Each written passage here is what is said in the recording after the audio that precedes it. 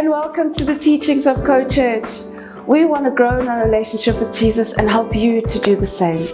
We are passionate about real community, so please reach out to us and connect by visiting our website www.co-church.org or joining us in person every Sunday as we gather.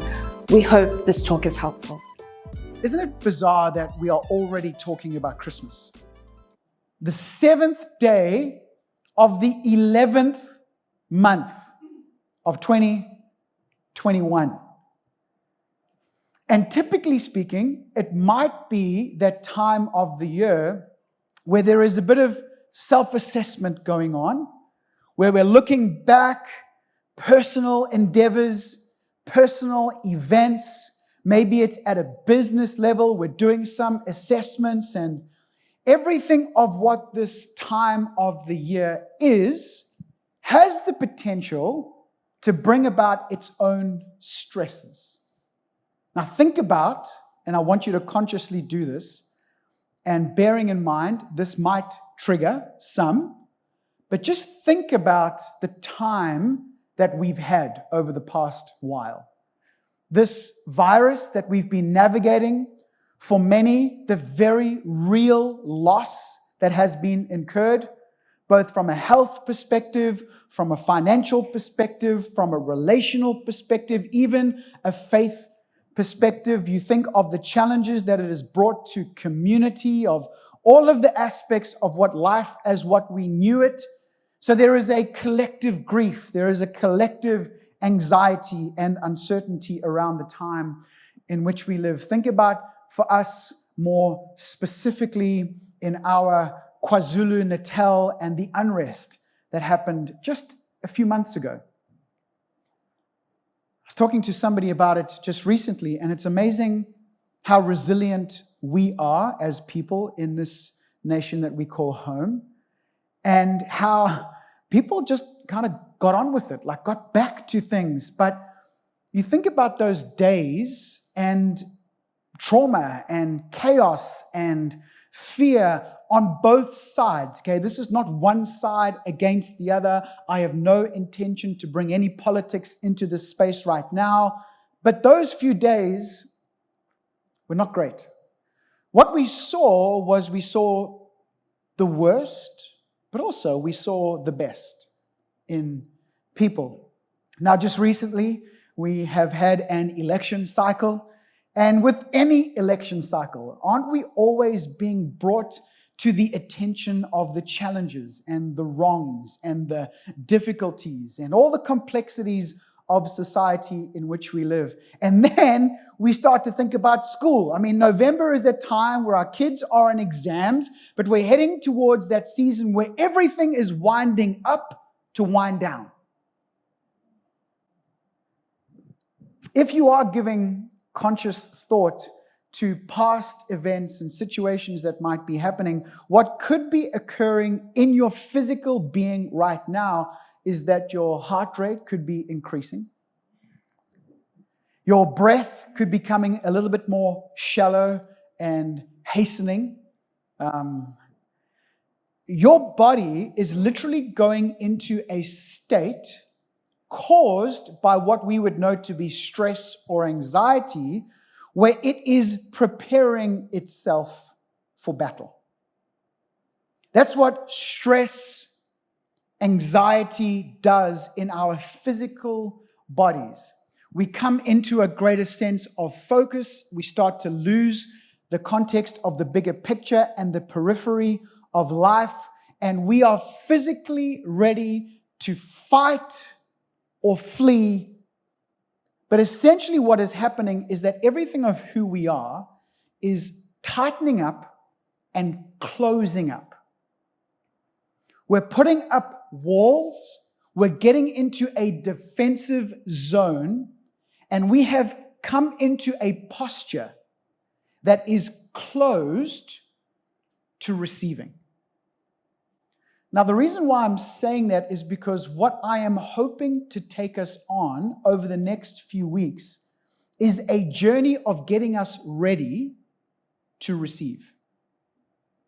Because we are coming into a time of the year i.e. Christmas, that it is that time where the gift gets highlighted, both naturally speaking, in our own households, in the world around us. There is the giving, there is the exchanging of gifts, but it is also that one time of the year that, even though it's slight part of society's worldview right now, and we know that it is not entirely biblical, it's not entirely historically correct with regards to dates and when Jesus was born, etc.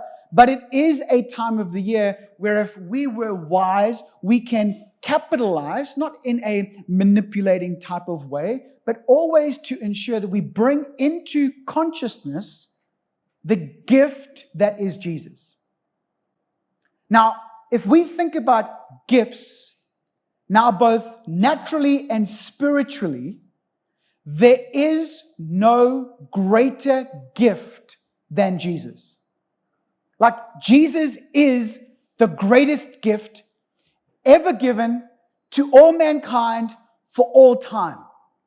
In this gift is salvation, to be rescued, to be saved. In this gift is brand new start, slate wiped clean, forgiveness, new formation and new creation. In this gift is life, and life in significance, and life in purpose and meaning, life eternal. This gift does not fade. This gift doesn't tarnish, doesn't get bleached by the sun, doesn't get broken by a bigger brother or sister. This gift is eternal, and it is for everyone, and it is life-changing. No greater gift than the gift of Jesus. But here's the thing about a gift. A gift is given not necessarily because of the recipient, but because of the giver.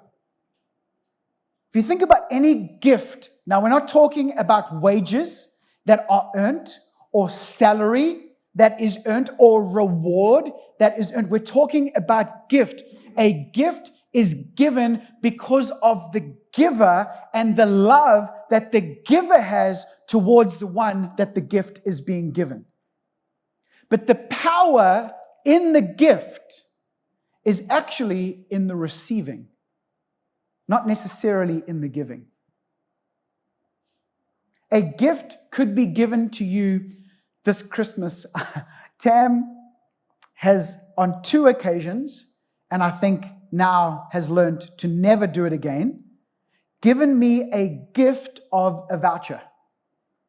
The voucher was to play 9 holes of golf, and I think to go and get like a massage treatment. Those gifts were full of potential. Potential good times, potential relaxation, except maybe the golf would have driven me mad. But, like, there was potential in the gift. But I hadn't fully realized the potential of that gift because I hadn't received it in its entirety and seen its potential realized through my living out what that gift was given. So in me talking about this time of the year, once we have given review to everything that has occurred, both collectively, personally, what it is that we might be navigating, and what could be seen as a collective anxiety, stress, full capacity, time of busyness, what that is doing is that it's bringing us into a posture of being closed in the time now when we should be receiving what this gift is.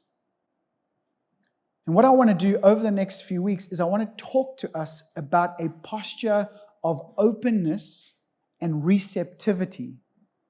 That the gift, yes, of Jesus, but the gift of life, of family, of friendship, the gift that we have every single day as we are alive, is fully received and therefore fully realized in our life. So I want everybody to just close your eyes,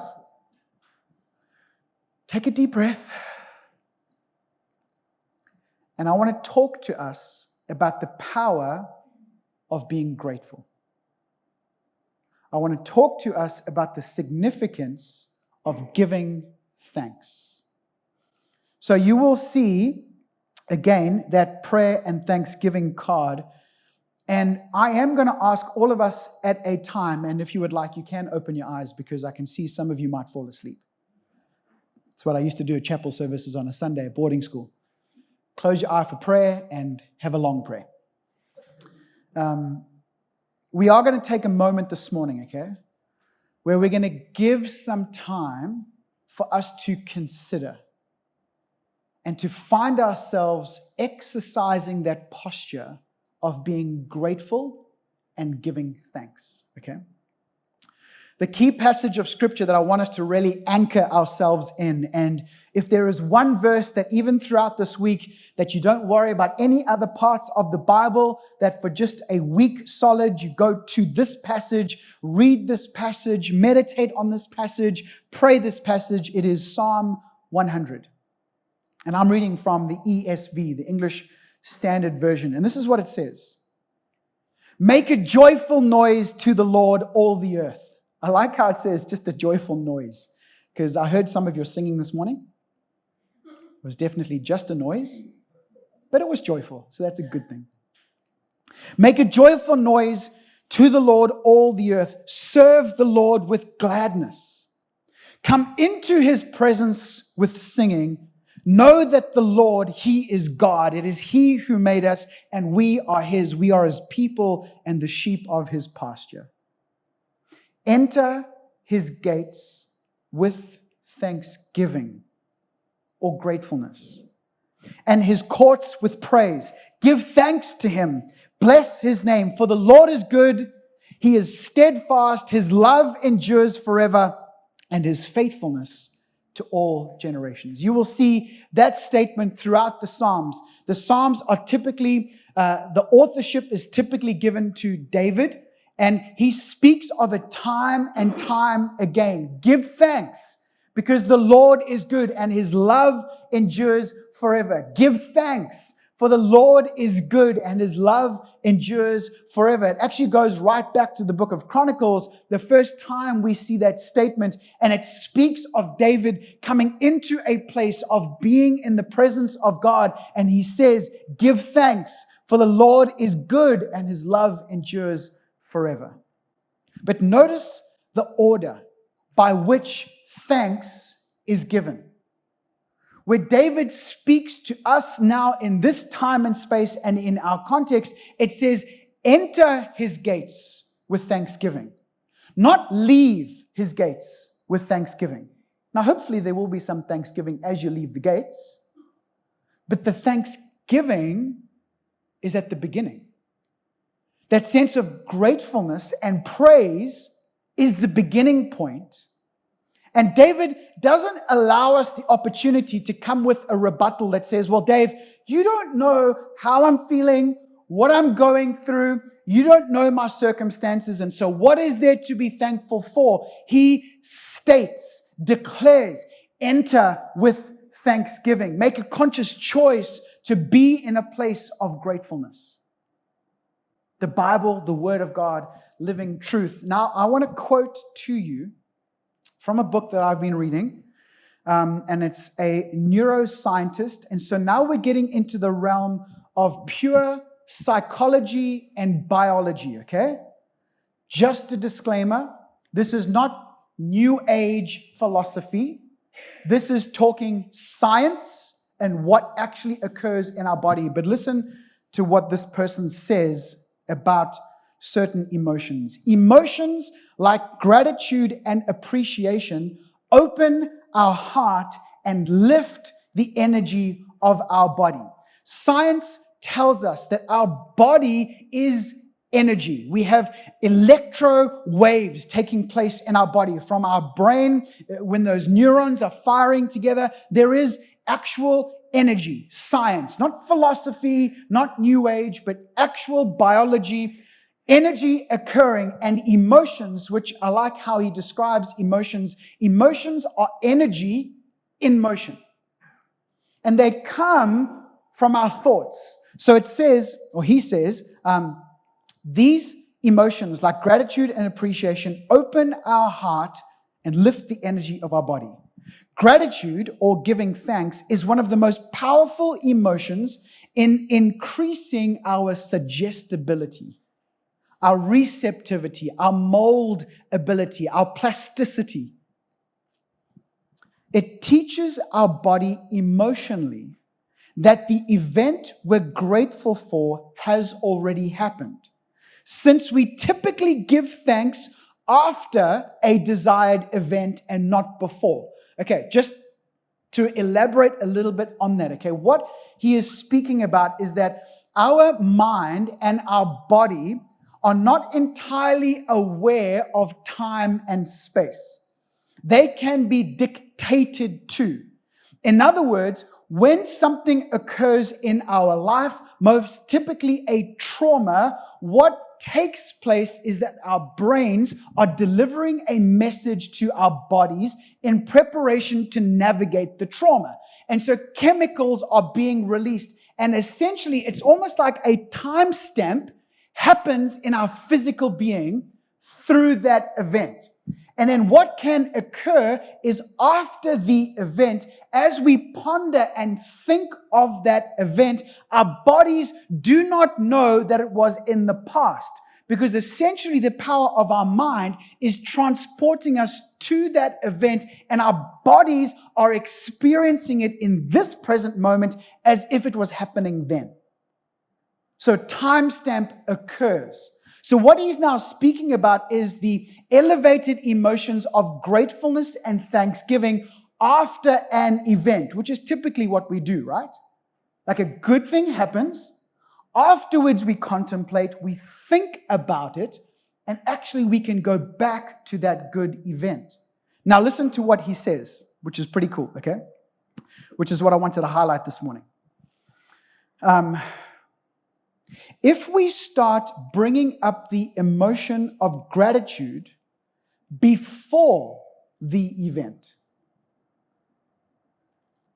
our body will begin to believe that the future event has already happened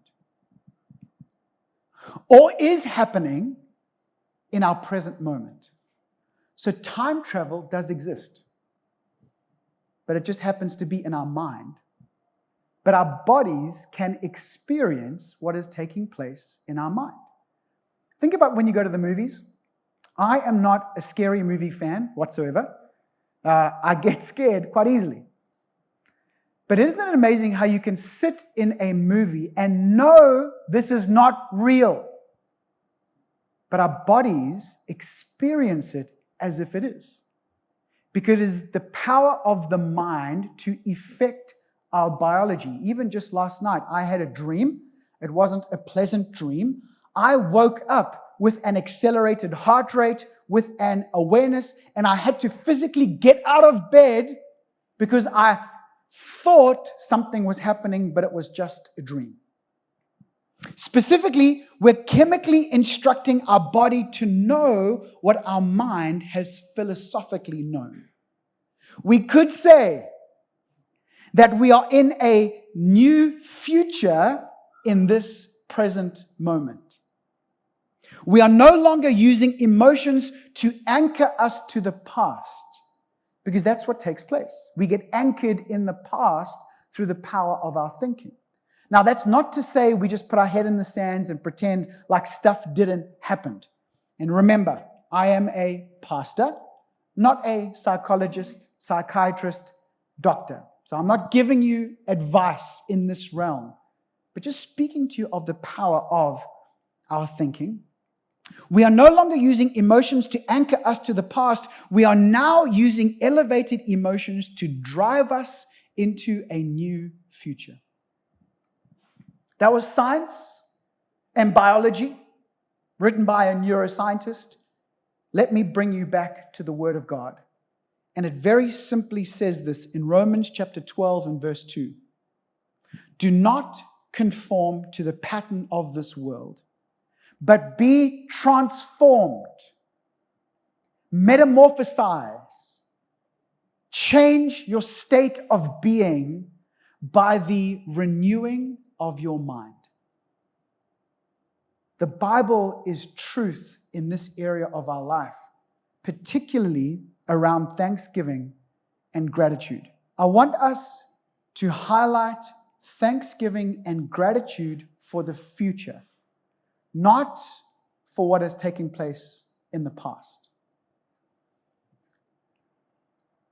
See, what we focus on is typically what we get and where we go. I don't know if you've ever been into the snow. I only saw the snow for the very first time in my life at the age of 20, but it was at that stage that I went on a snowboarding trip in Europe. We were living in the UK at the time. I think I got a flight for like 25 pounds, which is a joke. But the key instruction to me when it came to snowboarding was to ensure that wherever I looked is where I would go. It wasn't so much what my feet were doing or my arms were doing. It was what my focus was doing.